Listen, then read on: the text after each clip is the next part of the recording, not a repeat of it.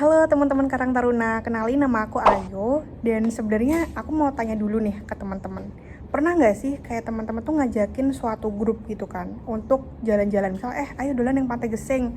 Nah tapi nggak tahu kenapa nih grupnya teman-teman tuh kayak nggak semangat atau malah sampai nggak mau gitu loh untuk ngikutin apa yang teman-teman ajak gitu kan. Nah tapi waktu misalnya ada si B yang ngajakin, entah kenapa nih teman-temannya yang ada di grup itu pada mau untuk misalnya ayo duluan yang Pantai Gesing, terus mereka semangat gitu untuk ke Pantai Gesing. Kenapa ya? Maksudnya ada si A yang misalnya ngomong ke grup itu pada nggak mau, tapi begitu B yang ngomong itu tuh pada mau gitu untuk diajak. Nah itu sebenarnya bisa kita simpulin bahwa berbicara di depan umum itu tuh ada seninya gitu. Nah faktanya adalah berdasarkan Glyn's Academy tahun 2021, skill untuk berkomunikasi dan skill untuk public speaking itu sebenarnya salah dua dari 10 skill ya yang dibutuhin dalam dunia kerja. Sayangnya nih masih banyak orang yang takut gitu, bahkan 75% populasi di dunia ini tuh masih takut untuk ngomong di depan umum. Nah aku paham banget sih kenapa kadang misalnya nervous, bahkan aku pun kalau berbicara di depan umum juga masih bingung gitu apa yang mau dibicarain. Sebenarnya nih ngomongnya tentang public speaking terbagi dari 3 hal utama sih. Jadi yang pertama itu sebenarnya verbal, terus yang kedua vokal dan visual. Nah kalau verbal itu tuh nanti berkaitan dengan apa yang kita bicarakan dan nanti audiensnya siapa, karena sebenarnya nanti apa yang kita bicarakan itu menyesuaikan sama audiensnya. Misal audiensnya tuh anak kecil, pasti kan berbeda kan nanti ngomongnya dengan audiensnya yang misal bapak-bapak. Pasti dari apa yang dibicarakan, terus nanti bahasa yang digunakan pun berbeda. Terus yang kedua tuh vokal. Nah ini nanti juga bergantung sama konteks dan acara yang nanti teman-teman kasih public speaking gitu ya. Misalnya acaranya itu yang ceria, misal ulang tahun atau HUT Gunung Kidul. Nah nanti teman-teman itu bisa kasih intonasi yang smiling voice gitu. Jadi kayak teman-teman ceria, terus yang enak didengerin dan bukan, kan beda ya, maksudnya kayak hai bapak-bapak ibu-ibu atau nanti hai bapak-bapak ibu-ibu, itu aja udah beda dengan intonasi seperti itu. Jadi emang menyesuaikan dengan acaranya. Nah, yang ketiga itu adalah 55% ya sebenarnya. Itu tuh visual yang banyak mempengaruhi nanti kesannya orang-orang terhadap public speaking kita tuh gimana. Nah, yang pertama itu banyak berkaitan dengan penampilan. Nanti apa yang kita pakai itu tuh bisa disesuaikan sama acaranya sih. Jadi misalnya acara ulang tahun yang nanti kita lebih casual aja pakaiannya, karena nanti menyesuaikan juga audiensnya tuh pakai apa sih, dan pastinya tuh berbeda kalau misalnya pernikahan misal pakai jas.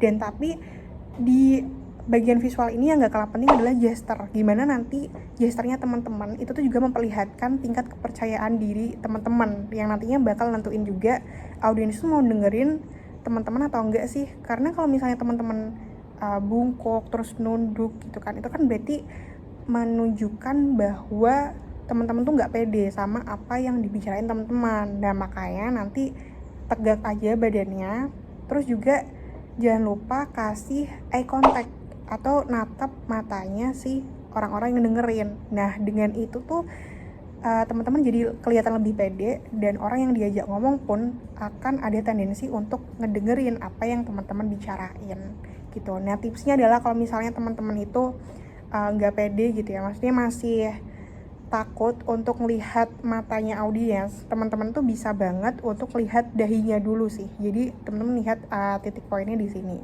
Nah itu seakan-akan kan teman-teman lihat matanya padahal teman-teman lihat dahi gitu. Nah kalau tadi kita udah ngebahas tentang sebenarnya di public speaking itu tuh ada apa aja sih. Nah sekarang kita mau bahas tentang sebenarnya di public speaking tuh kita ngomongin apa aja. Nah apa yang kita omongin di public speaking itu ada sebenarnya dibagi jadi 3 tahap ya. Jadi tahapan opening, terus ada body-nya, terus ada closing gitu.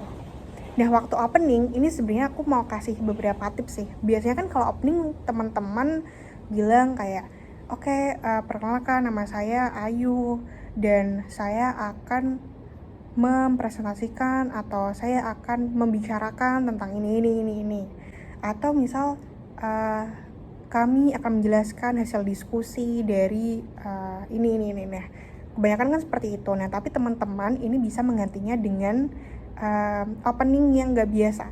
Yang pertama itu caranya bisa kasih fakta. Nah, misal nih faktanya di acara pernikahan gitu ya, teman-teman bisa banget kayak ngasih fakta dulu tuh di awal, kayak bapak-bapak, ibu-ibu tahu nggak sih, ternyata menatap mata pasangan selama 4 menit itu dapat meningkatkan rasa cinta gitu dalam pernikahan.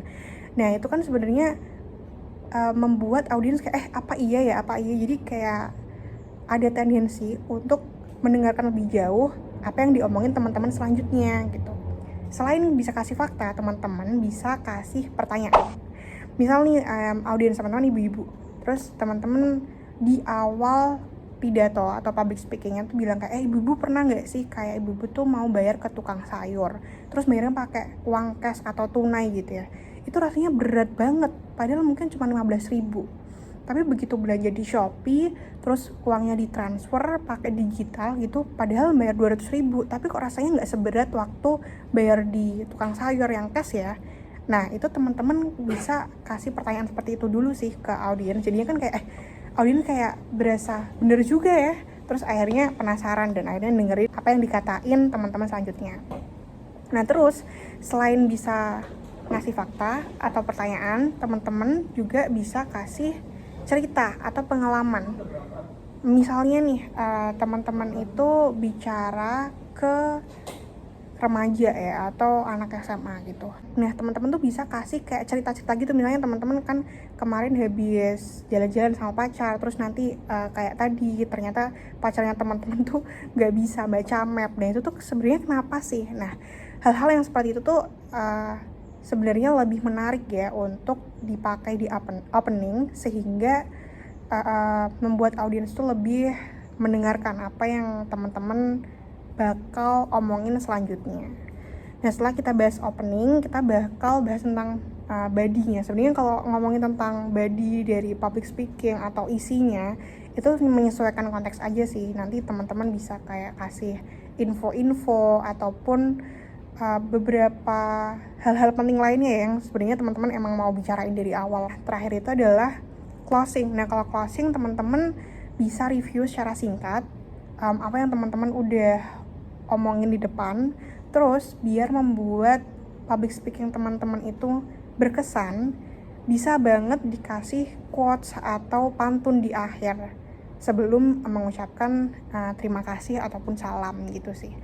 Nah, kurang lebih itu berbagai tips and trick yang bisa teman-teman terapin dalam public speaking. Dan jangan lupa untuk kunjungin link ini karena ada beberapa kuis berhadiah yang bisa teman-teman ikutin. Ditunggu sampai tanggal 20 Juni ya.